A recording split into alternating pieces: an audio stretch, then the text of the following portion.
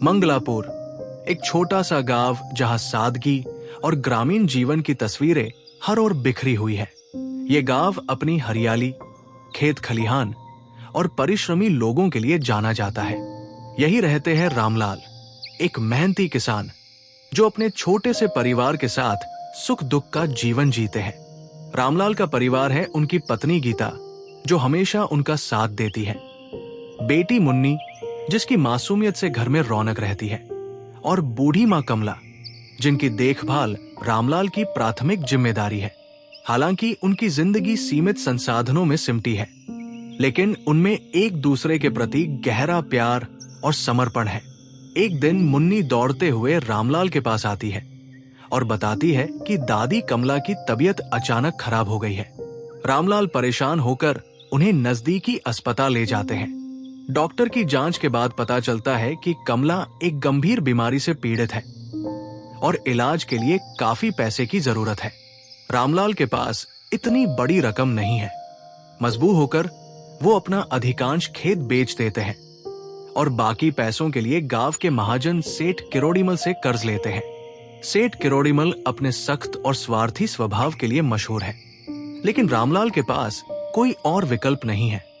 कमला का इलाज शुरू होता है, लेकिन रामलाल की आर्थिक परेशानियां कम होने की बजाय और बढ़ जाती है।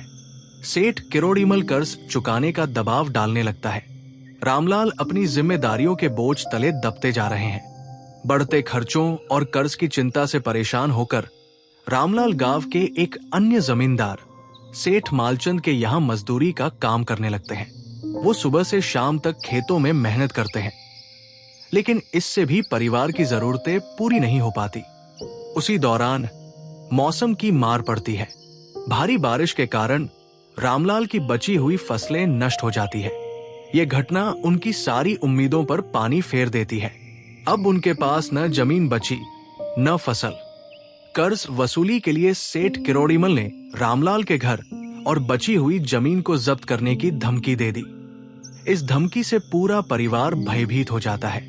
कमला, जो पहले से बीमार थी, इस कठिन समय और उचित देखभाल के अभाव में चल बसती है। उनके जाने से रामलाल और गीता टूट जाते हैं। दूसरी ओर ठंड के कारण मुन्नी बीमार पड़ जाती है। परिवार पर एक के बाद एक विपत्तियां टूटती चली जाती है। रामलाल मदद के लिए गांव वालों के पास जाते हैं, लेकिन हर जगह से उन्हें निराशा ही हाथ लगती है। किसी के पास पैसे नहीं है और कुछ लोग उन्हें टालने लगते हैं। ये देखकर रामलाल के मन में गहरी निराशा घर कर जाती है। एक समय ऐसा आता है जब रामलाल खुद को असहाय महसूस करने लगते हैं। उनके पास न तो अपनी मां को बचाने का साधन था, न अब अपनी बेटी को। गीता का भी आत्मविश्वास टूटने लगता है, लेकिन वह अपने पति का साथ देने की पूरी कोशिश करती है। रामलाल की कहानी हमें कई गहरी बातें सिखाती है। गरीबी का ये चक्र ऐसा है कि एक समस्या दूसरी समस्या को जन्म देती है। सेठ किरोड़ीमल जैसे महाजन ग्रामीण इलाकों में शोषण का प्रतीक है।